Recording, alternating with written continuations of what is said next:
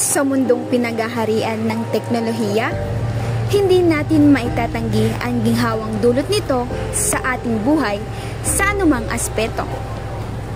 Sa bawat pag-click, pag-comment o pag-share, nakalikha tayo ng bagong mundo. Mundong puno ng walang hanggang posibilidad at kwento.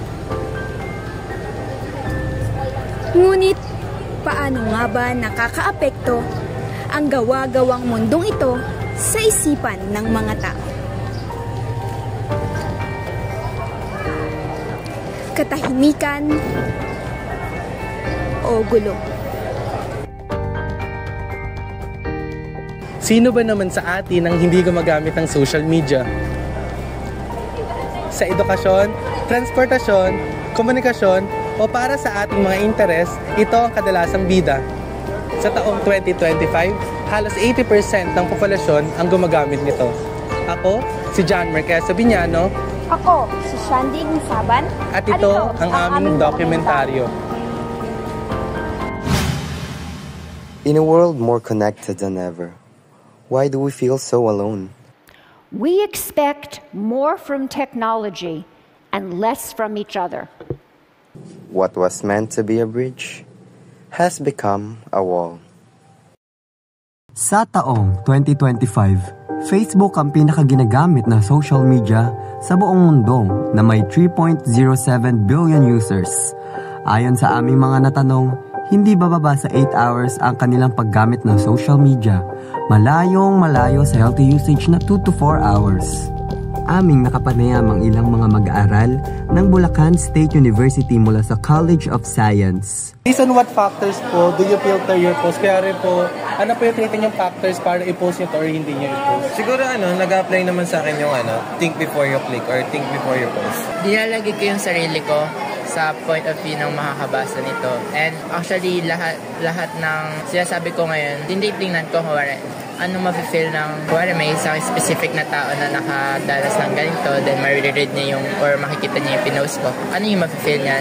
Like, hindi lang yung sa majority, but kung ano yung maiisip kong situation ng tao na yun, tapos mababasa niya, iniisip ko na. Pag nagpo-post po kasi ako parang pagka, kunwari gusto ko lang gano'n, or Nag-post ka based sa ano mo lang? Opo, based on. Yung na-consider ko din po yun sa cancel culture na yan. So, malaki privilege natin mag-post ng kahit ano. So, iniisip ko like kung makaka-harm ba siya ng ibang tao or hindi. Gaano po kayo katagal bago po makapag-post po ng something? Naglalagay muna ako sa notes, tapos saka ko siya ini-schedule ko rin siya minsan kapag mahalaga talaga yung pinopost. Pero kapag profile picture ganun, mayroon day na nakaset sa akin na magpapalit. Have you ever compared yourself to someone you have seen on social media? Oh yeah, before. Pero ngayon hindi na. Ano po yung na-feel nyo nung nagko-compare po kayo? One time, parang pre-pandemic nun, parang tumigil ako sa IG kasi pag nanonood ako ng IG stories, parang naiingit ako na marami silang ganap. Kaya nag-deactivate ako nun once ng IG ko. Ngayon nga, sabi ko before yun. Ngayon okay naman. Nafe-feel mo po ba na nakabase sa mga nakikita nating beauty standards sa social media ang worth mo? Hindi naman. If there is no social media po, do you think you will have a higher or lower self-esteem? Higher. Hindi natin maikakaila ang papel na ginagampanan ng social media sa kasalukuyan. Tulad ng mga mag-aaral na ating nakapanayam. Labis ang epekto nito hindi lamang sa pakikipag-interact sa ibang tao, ngunit pati na rin kung paano tayo mag-isip at ipresenta ang ating mga sarili. Do you think you can live without social media? Why? Kung ngayon, tas mawawala ng social media, if that's that situation, hindi ko kaya mabuhay since marami ng... Actually, kaya ko para mabuhay pero mahirap. Maraming adjustments na mangyayari.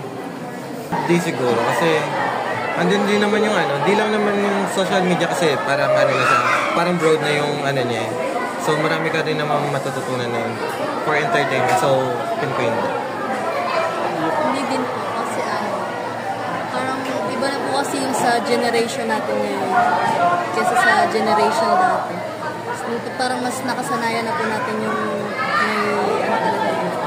No din po, kasi nandoon na rin yung mga news na yan. Hindi po kasi yung generation natin ngayon sobrang nakadepende na ngayon sa mga social media. Ganun. Like, minsan hindi naman umaabot ng isang araw yung iba gamit ko nito. Do you prioritize social media over something important? No. So last na po, ano po yung message nyo po sa kapwa students po natin related po sa paggamit po ng social media and its effect po sa mental health po natin as student? Ayan, ang message ko sa kanila, yung based din dun sa sagot ko, na kapag magpo-post sila ng something, isipin nila yung hindi lang yung gusto, yung sa tingin nilang tingin ng majority, but bawat isang makakakita nito. Like for example lang naman, may isang makakita nung nakakamatayan lang, ganun. Isipin nila na ano yung mafe-feel nung someone na yun kapag nakita niya yung post mo na hindi for all. Especially kung naka-public yung audience. Ang message nyo po sa kapwa students natin na Paano nga ba gamitin sa tingin mo, kung paano nga ba gamitin ng tama yung social media? Ano naman, di ba lahat naman tayo may freedom, pero mas maganda kung gagamitin natin yung platform na yun, yung sarili natin para makapag-influence ng iba. Pwede naman din tayo magkaroon ng entertainment, pero mas i-prioritize muna siguro natin yung makapag-influence. So yung pag-influence kasi parang, di ba, pag naka-influence ka ng tao, marami kang matutulungan. Less po yung paggamit ng mga gadget kasi syempre unang-una sa lahat baka maka-apekto rin po sa eyes, gano'n. Diba? Ang dami na po kasi ngayon na nagsasalamat. Think before you click din and siguraduhin mo din na kapag magpo-post ka, tama and may ebidensya or totoo yung sabihin mo. Kasi kaliwat kanan na yung fake news. Kaya yun. Alam naman natin na sobrang powerful ng para social media natin ngayon. So, I think dapat knowledgeable tayo kung paano natin siya i-akma sa tama at mali. So, para hindi din tayo makaharm na ibang tao. Agree din ako sa kanya na gamitin natin na in a good way na maka-influence siya sa inyo. Ultimately, while social media can foster connection and creativity, it also poses risks to mental health, such as anxiety, depression, and low self-esteem when used excessively or negatively. Striking a healthy balance is key to maintaining mental wellness in the digital age. Setting boundaries and using it mindfully supports this balance. Your mental health matters more than any like or follower.